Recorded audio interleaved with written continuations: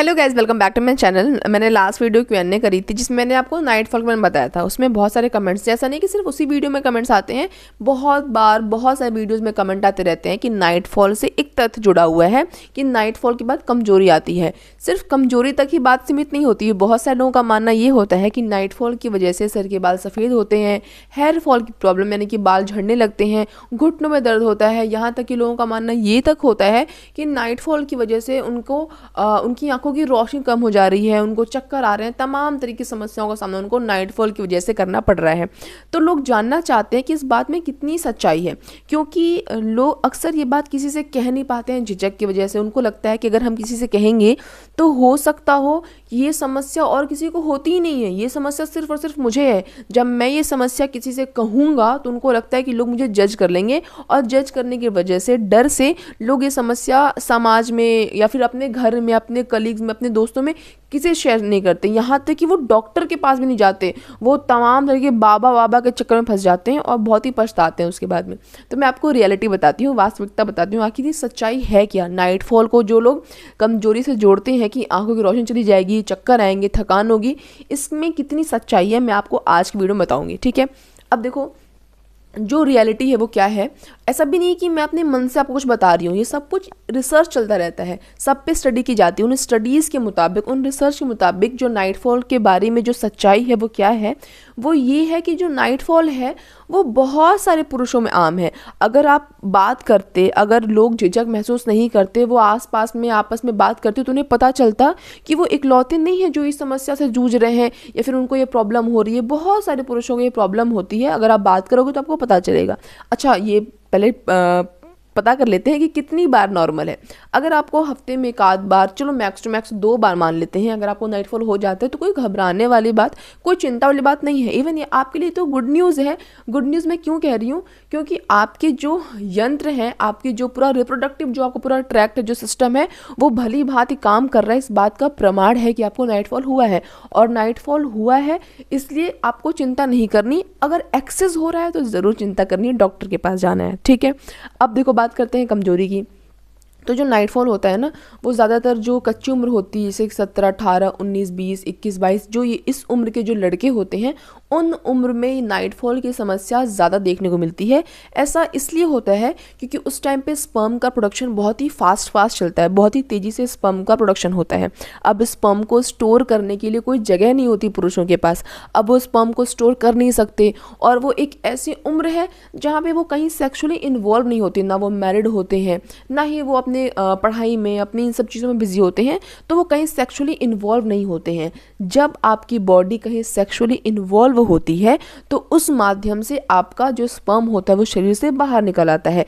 लेकिन क्योंकि आपकी उम्र ऐसी उम्र है जहाँ पे स्पर्म का प्रोडक्शन एक तो फास्ट है, ऊपर से आप कहीं सेक्सुअली इन्वॉल्व नहीं हो, और क्योंकि आपके पास स्पर्म को स्टोर करने की कोई जगह नहीं है, इसीलिए आपका स्पर्म शरीर से बाहर लीक हो जाता है। जो कि आप जब सो रहे होते तो सेक्सुअल फैंटेसी, सेक्सुअल ड्रीम के चलते आपका स्पर्म बाहर रिलीज हो जाता है। अब चूंकि मैंने अभी कहा है कि ये जो कच्ची उम्र 17, 18 बता रही हूँ मैं आपको उम्र, लेकिन ऐसा नहीं कि जो नाइटफॉल होता है, जो स्वप्न दोष होता है, सिर्फ इसी उम्र के लड़कों को, पुरुषों को होता है। नाइटफॉल की जो समस्या है वो किसी भी उम्र के पुरुषों को हो सकती है। मैं आपको ये बता रही हूँ कि ज़्यादा प्रभावित इस उम्र के जो लड़के होते हैं, जो पुरुष होते हैं, वो होते हैं। अब किसी भी उम्र के पुरुष अगर प्रभावित हो रहे हैं, तो मैं ऐसा क्यों कह रही हूँ, ऐसा मैं इसलिए कह रही हूँ क्योंकि ज़रूरी नहीं है कि अगर आपकी उम्र 25 है, 30 है, 35 है तो आप कहीं ना कहीं सेक्सुअली इन्वॉल्व होगी। हो सकता है आप कहीं सेक्सुअली इन्वॉल्व ना हो, बट आपके मन में सेक्सुअल फैंटेसी, सेक्सुअल ड्रीम आती है तो आपको नाइटफॉल हो जाता है। जैसे मान लो कोई अगर पुरुष 17, 18, 19, 20 इस उम्र में है और उसको एक्सेस नाइटफॉल हो रहा है, जैसे वो कहीं सेक्सुअली इन्वॉल्व होता है या फिर जैसे वो शादीशुदा होता है, वो मैरिड होता है, उसको खुद नोटिस होता है कि मेरी ये समस्या धीरे धीरे कम हो गई है, क्योंकि वो कहीं ना कहीं क्या हो गया, सेक्सुअली इन्वॉल्व हो गया। ठीक है, तो ये किसी भी उम्र के पुरुष को हो सकती है, एक्सेस नहीं होनी चाहिए, लिमिटेड वे में हर पुरुष को ये समस्या हो जाती है। अब कमजोरी की बात करते हैं कि नाइटफॉल के बाद कमजोरी आ जाती है। तो ये बात मैं आपको खुद कह रही हूँ कि टेम्परेरी बेस पे आपको थोड़ी सी टायर्डनेस, थोड़ी सी वीकनेस आपको फील हो सकती है, लेकिन ऐसा नहीं कि अगर आपको रात में नाइटफॉल हुआ तो अगले दिन आपको ऐसा चक्कर आएगा कि आप ज़मीन पे गिर पड़ोगे, या फिर आपको ग्लूकॉन डी पीना पड़ेगा, फिर डॉक्टर के पास जाना पड़ेगा, या फिर आपको बहुत वीकनेस हो रही है, बहुत थकान हो रही है। ऐसा कुछ नहीं होगा। जिस टाइम नाइटफॉल हुआ है, आप नींद से उठ गए, आपको लगेगा कि हाँ थोड़ा थोड़ा मैं टायर्ड महसूस कर रहा हूँ, लेकिन ऐसा नहीं आपको बहुत समय तक अब दवाइयाँ खानी पड़ी, इतनी कमजोरियाँ हो गई आपको, ऐसा कुछ भी नहीं होता है। अगर आपको ऐसा हो रहा है तो वो आपको तभी भी होता अगर आपको नाइटफॉल नहीं होता। सपोज दैट किसी पुरुष को बहुत वीकनेस हो रही है, बहुत प्रॉब्लम हो रही है, ठीक है, बहुत थकान हो रही है, और उसको नाइटफॉल हो गया, तो वो जोड़ देता है कि मुझे वीकनेस इसलिए हुई क्योंकि मुझे नाइटफॉल हुआ है। लेकिन अगर आपको नाइटफॉल नहीं भी होता तो भी आपको वीकनेस होती है। आपको वीकनेस क्यों होती है? क्योंकि आपके शरीर में भाई कमी है, आप में आयरन की, आप में वाइटामिन की, आप में मिनरल्स की कमी है, जिसके चलते आपके बाल भी सफ़ेद हो रहे हैं, जिसके चलते आपको थकान भी हो रही है, जिसके चलते आपके घुटनों में दर्द हो रहा है, जिसके चलते आपकी आंखों की रोशनी जा रही है। आपकी आंखों की रोशनी, आपका थकान, आपके घुटनों का दर्द, आपके बालों का रंग जो सफ़ेद है, वो नाइटफॉल की वजह से नहीं हो रहा है। नाइटफॉल की वजह से कमजोरी क्यों नहीं होगी, मैं आपको इसका भी एक बहुत ही अच्छा उदाहरण देके समझाती हूँ।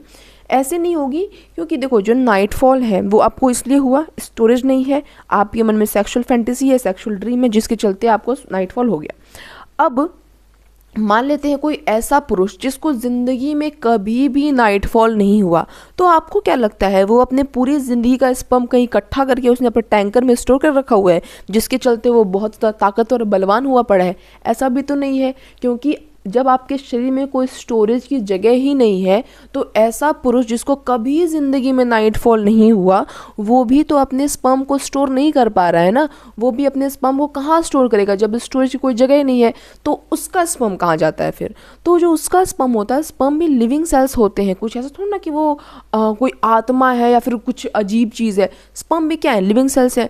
तो वो भी एक न एक दिन उनको भी मर जाना है। जब मर जाना है तो शरीर में मरे हुए सेल्स की कोई जगह नहीं होती है, वो वापस से डेड हो जाते हैं, रीएब्जॉर्ब WBCs खा जाते हैं। इसका मतलब ऐसा पुरुष जिसको कभी भी ज़िंदगी में नाइटफॉल नहीं हुआ, उसके अंदर भी वो अपने स्पर्म को स्टोर करके नहीं रख पा रहा, उसका स्पर्म भी ख़त्म हो गया।